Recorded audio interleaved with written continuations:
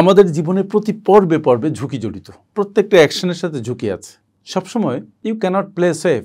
আপনি বাসা থেকে বের হবেন, আপনার রাস্তার ঝুঁকি আছে। কোনো কাজ করবেন, সেখানে ব্যর্থ হবার ঝুঁকি আছে। আপনি কোথাও কোনো বিনিয়োগ করবেন, সেখানে ব্যর্থ হতে পারেন। তার মানে ঝুঁকি ইজ এভরিহোয়ার।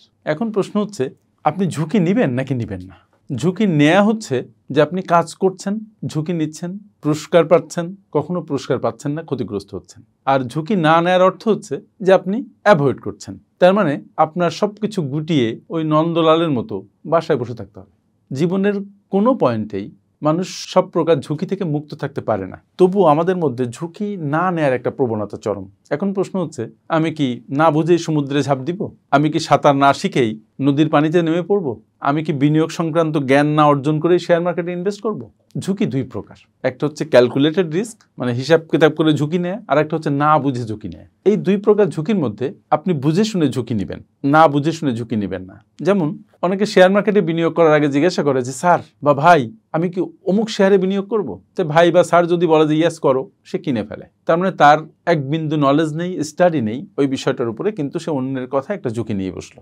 যদি যিনি আপনাকে বুদ্ধি দিলেন তিনি যদি প্রফেশনাল হন, সৎ হন, তাহলে হয়তো বুদ্ধিটা কাজে লাগতে পারে। আর তিনি যদি অসৎ হন, আপনাকে কুবুদ্ধি দেন, তাহলে সেই বুদ্ধিটাও নেগেটিভলি কাজে লাগবে, মানে আপনি লসের সম্মুখীন হবেন।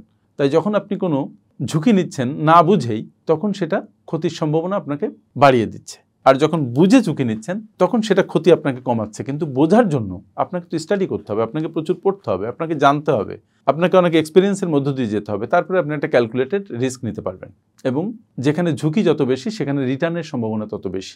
যে ঝুঁকি নিতে পারে না, তার রিটার্নও হয় না। আর এখানেই প্রশ্ন আসে যে আপনি কি ঝুঁকি নেবেন নাকি ঝুঁকিকে অ্যাভয়েড করবেন?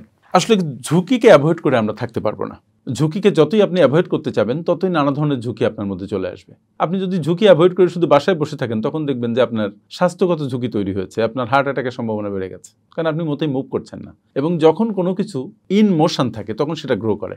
যদি অর্থ ইন মোশন থাকে, অর্থ গ্রো করে। যদি বিজনেসের প্রোডাক্ট ইন মোশন থাকে, বিজনেস গ্রো করে। যদি আপনি ইন মোশন থাকেন, তাহলে আপনি গ্রো করেন। আর যখন আপনি ইন মোশন থাকেন না, প্রকৃতির একটা অদ্ভুত নিয়ম দেখেন, টাকা যদি ঘরের মধ্যে আটকে রাখেন, এটা ইনফ্লেশনারি ইফেক্টের কারণে এটা দাম কমে যায়। আপনি যদি ঘরের মধ্যে আটকা থাকেন, আপনার স্বাস্থ্য ঝুঁকি বেড়ে যায়।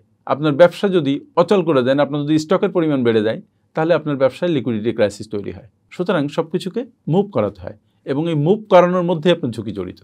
তাই কথা হচ্ছে যে ঝুঁকিকে আপনি অ্যাভয়েড করতে আসলে পারবেন না, ঝুঁকিকে আপনার ম্যানেজ করতে শিখতে হবে। এবং ম্যানেজ করতে শেখার আগে ম্যানেজ করার মানসিকতা তৈরি করতে হবে, যে ইয়াস, আপনি ঝুঁকি নেবেন এবং ঝুঁকি আপনি ম্যানেজ করতে শিখবেন। শিখতে হবে তো আগে। এই শেখার মধ্যে আপনি আস্তে আস্তে এক্সপিরিয়েন্স দ্বারা শিখবেন, লোকের কাছে জেনে শিখবেন, চিন্তা করে শিখবেন, পড়ে শিখবেন, সেমিনারে অ্যাটেন্ড করে শিখবেন, ইউটিউব থেকে শিখবেন, গুগল থেকে শিখবেন, বই পড়ে শিখবেন। অসংখ্য ওয়ে আছে শেখার।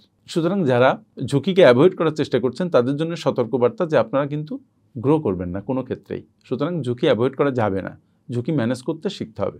এবং এই ম্যানেজ করতে শেখার জন্য আপনাকে আপনার শ্রম, আপনার মেধা, আপনার অর্থ, আপনার এফোর্ট, এগুলো কাজে লাগাতে হবে। সুতরাং আপনি যদি বড় হতে চান, তাহলে আপনাকে ঝুঁকি ম্যানেজ করেই বড় হতে হবে। আপনি ঝুঁকিকে অ্যাভয়েড করে কখনো বড় হতে পারবেন না। আমার সাথে এতক্ষণ থাকার জন্য অনেক অনেক ধন্যবাদ।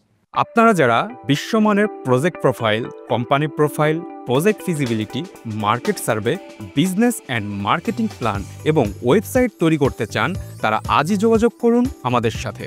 FinPower Leadership International, a finance and business consulting firm.